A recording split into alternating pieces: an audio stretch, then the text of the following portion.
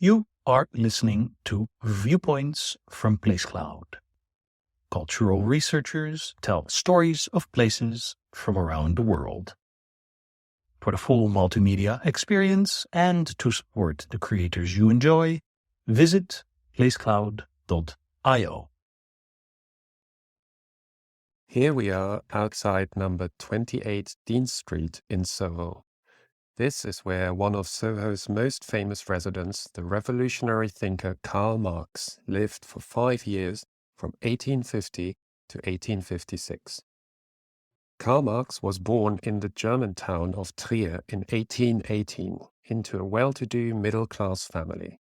As a young man, he studied law and philosophy and went on to work as a journalist for a liberal newspaper in Cologne, which was then banned by the Prussian authorities in 1843.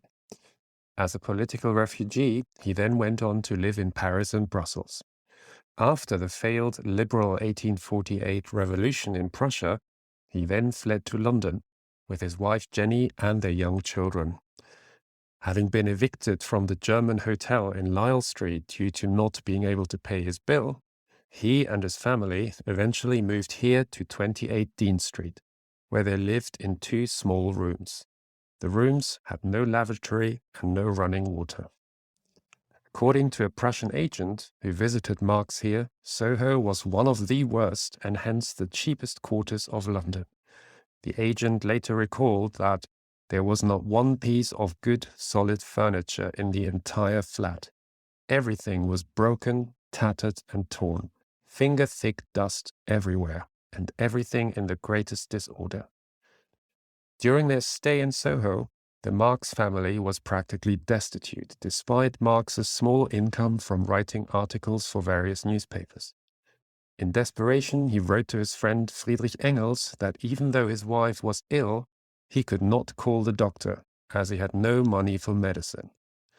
Marx's perilous financial situation and the insanitary living conditions undoubtedly contributed to the death of 3 of his young children during his stay in poverty-stricken Soho, and his long-suffering wife Jenny was reduced to begging for money from a neighbor to pay for one of the children's coffin.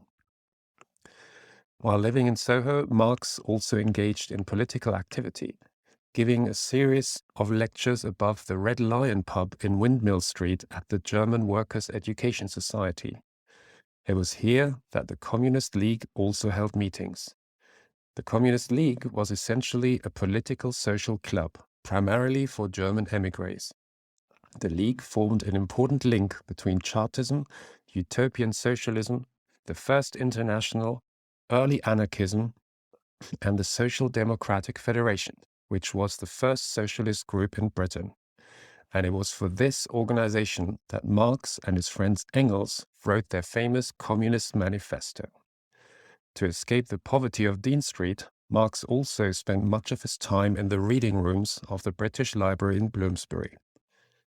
It was only when Marx's wife Jenny inherited money that the Marx family was able to escape the poverty of Soho.